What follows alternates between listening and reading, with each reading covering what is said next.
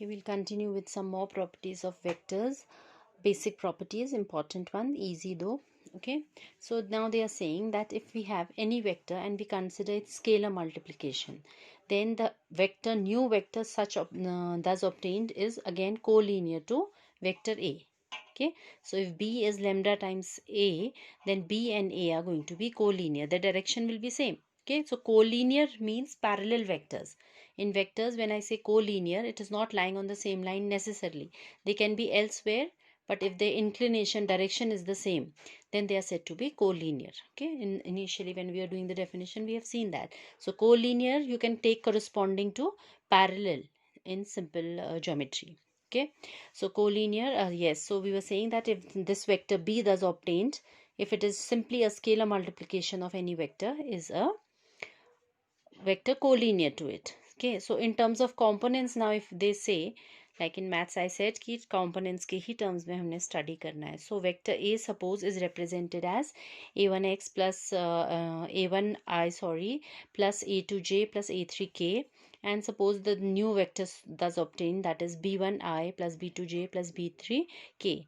Okay, so obviously from here, because ये scalar multiplication था, तो आपका b1 will be lambda times a1.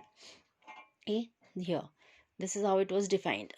So your first component, ith component, would be lambda times the ith component of the previous one. So this would be the relation. So from here your lambda comes out to be b1 upon a1, from here b2 upon a2, and lambda b3 upon a3. So the ratios of the components, or we can say the components of two collinear vectors, have the same ratio. Okay, so this is a condition for collinear vectors, we can say.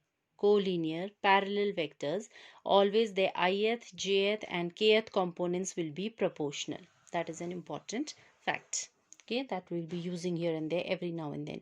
Okay, so next they are saying that if there's any this vector A written in terms of components like this, then these happen to be the direction ratios of that. So जो I, J के components होते हैं, these also give us the A, B, C's or direction ratios of this particular vector. Okay, now the direction cosines, LMN, we've studied that LMN represent the direction cosines of a vector, and if it is a vector, then considering ijk's of these LMNs become the components of that unit vector. Okay, so L we know is cos of alpha, cos of beta is m, and n is cos of gamma, when alpha, beta, gamma are the direction angles. All that we have studied earlier also. Okay, so any vector can be written in this form, direction cosines, and we had said that day I was discussing direction ratios are multiples of direction cosines. Scalar multiples of direction cosines are termed as direction ratios. So hence these two facts imply that very thing out there. Okay, now beta, there are number of examples given out here. Read through these examples kindly, and you can ask if you don't follow anything or if there's any confusion anywhere. Okay, so after that you will come across the next topic, that is vectors joining 2 points. That is another important thing. So in space, if we have 2 points, say one point having coordinates x1 y1 z1 and another point having coordinates x2 y2 z2, then how can we frame or form the vector joining 2 points, say p1 p2. Okay, so direction is important. This is your initial point, this is your final point. So p1 p2. So this vector in terms of components, obviously how it can be obtained. So if you go to see in this diagram, children, somewhere or the other, see triangle is being formed. Again triangle law is coming into action.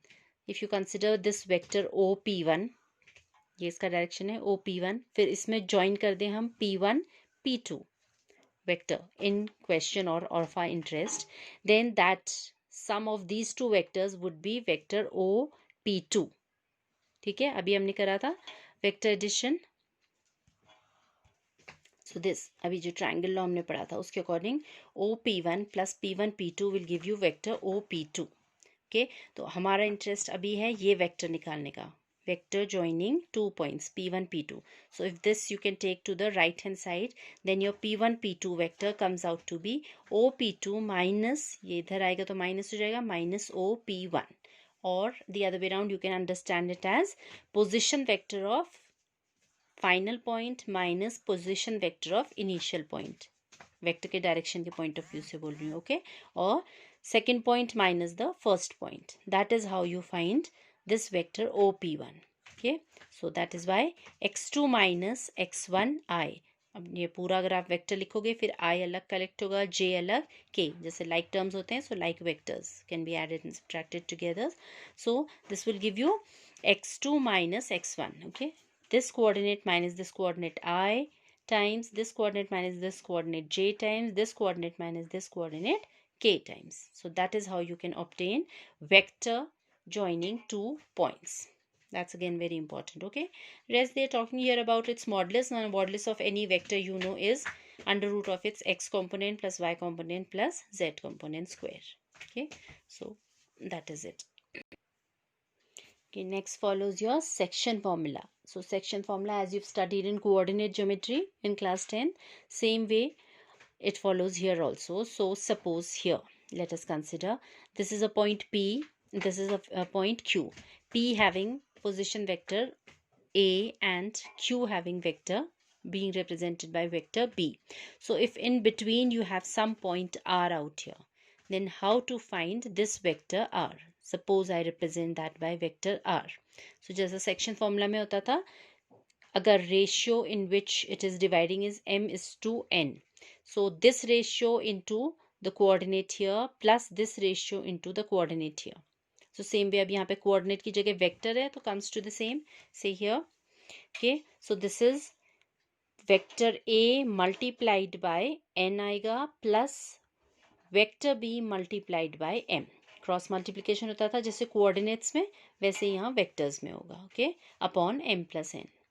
Okay, so if two points having vector represented by vector A and B and are being intersected by some point R, then the position vector of this point R by section formula, if the ratio is m is to n, can be obtained as m into B, vector m times vector B plus n times vector A upon m plus n. Okay, तो बिल्कुल same concept है, यहाँ भी आ रहा है. Alright, and likewise external section में minus हो जाता था. So here, if that's your vector P having point P having vector A, Q vector be represented by vector B, and on the line joining PQ extended external section है, again the ratio being m is to n, then m times vector B and n times vector A. So इसमें minus होता है तो m times vector B minus n times vector A upon m minus n. External section. Okay, so vector of external section, vector of internal section, and likewise midpoint formula होता था. So if in case it is midpoint, then it would be vector A plus B by 2 straight away. Okay, so all these are your basic formulas required, and then you will just go through all these examples, children, and see, and then try your exercise.